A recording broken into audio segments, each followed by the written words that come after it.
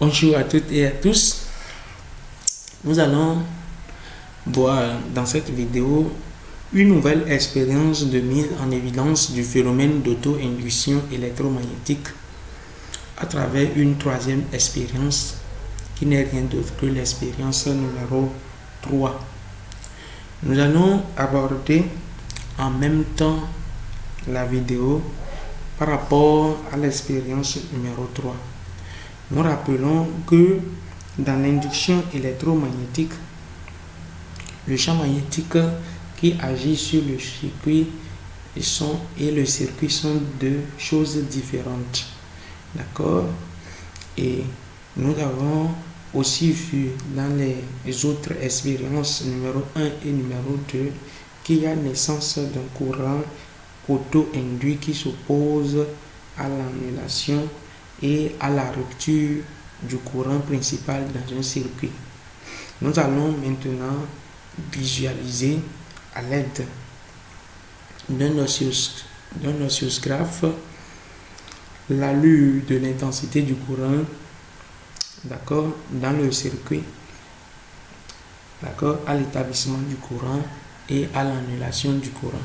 Donc voilà un peu le montage électrique réalisé pour pouvoir visualiser la tension aux bornes du GBF et la tension aux bornes de la résistance.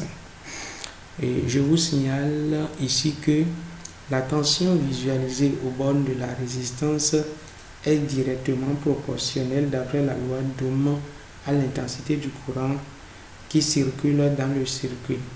Donc, la tension qui est visualisée aux bornes de la résistance est une image directe de l'intensité du courant qui circule dans le circuit. D'accord? Puisque UR est égal à R fois I. Donc si nous voulons l'intensité, il suffit de prendre la tension qu'on a visualisée divisée par la résistance du conducteur ohmique et on aura l'intensité du courant électrique. Donc quelle que soit la forme de la tension visualisée aux bornes du conducteur ohmique sur la voie YB, c'est la même forme qu'on aura pour l'intensité du courant qui circule dans le circuit. Alors, nous décidons de visualiser sur la voie YA. Nous visualisons sur la voie YA la tension aux bornes, d'accord, du GBF. Ici, nous avons un générateur de basse fréquence qui délivre une tension créneau. Alors, une tension créneau, dans le cas espèce, c'est une tension qui s'annule, d'accord, et qui reprend encore sa valeur maximale en une demi-période. D'accord? Donc, c'est une tension qui s'annule, d'accord, et qui prend encore une valeur en une demi-période. Alors, voilà un peu à quoi ressemble la tension visualisée aux bornes du GBF. Donc, la tension prend sa valeur maximale, d'accord, et ici sa valeur minimale pendant une demi-période. La demi-période suivante, la tension prend sa valeur maximale et sa valeur minimale, c'est-à-dire 0. Alors, cela équivaut à une rupture et un établissement du courant dans le circuit. Donc, nous pouvons assimiler cette phase à un établissement. Ici, une rupture, alors établissement, ici rupture, établissement, rupture, établissement, rupture, ainsi de suite. C'est comme si nous fermons l'interrupteur, c'est comme si nous avons une source de tension continue et nous fermons l'interrupteur et nous ouvrons l'interrupteur périodiquement. Donc la tension créneau joue parfaitement ce rôle. Donc nous n'avons pas besoin de faire cette manœuvre de l'interrupteur pour pouvoir fermer et ouvrir pendant un intervalle de temps régulier. Le GBF tension créneau fait très bien ce job-là. Alors,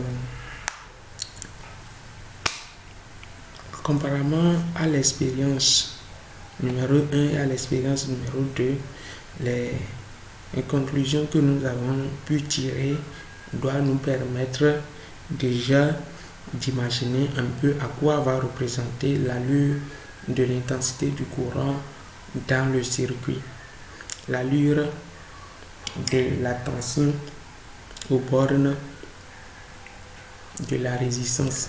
Donc ici, nous sommes en présence d'une annulation du circuit, donc le courant va s'annuler tout doucement parce qu'il y aura naissance d'un courant d'auto-induction qui va s'opposer à cette annulation. Ici, le courant s'établit brusquement dans le circuit. Donc, en temps normal, il y aura naissance d'un courant auto-induit qui va s'opposer à cette annulation. Donc, nous imaginons que le courant doit s'établir progressivement dans le circuit, d'accord, et non brusquement. Donc, sur la période suivante, le courant, on imagine que le courant va s'annuler tout doucement, va s'établir tout doucement, ainsi de suite.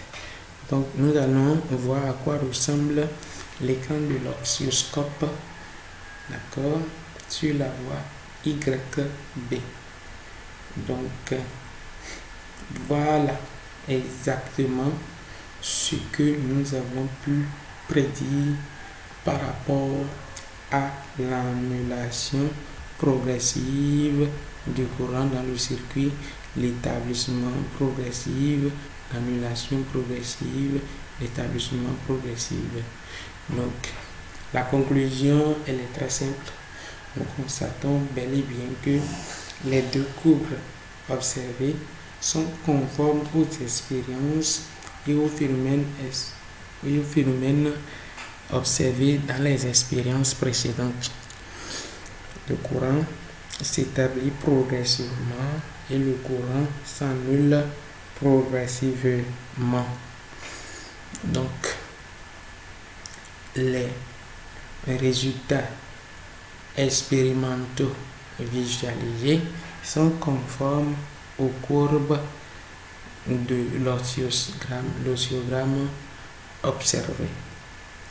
Alors, je vous remercie pour votre aimable attention et si vous n'êtes pas encore abonné, c'est le moment de vous abonner pour nous permettre d'élargir notre communauté et surtout pour ne pas rater la vidéo suivante, toujours dans cette nouvelle série consacrée au phénomène d'auto-induction électromagnétique. Nous vous remercions pour votre aimable attention.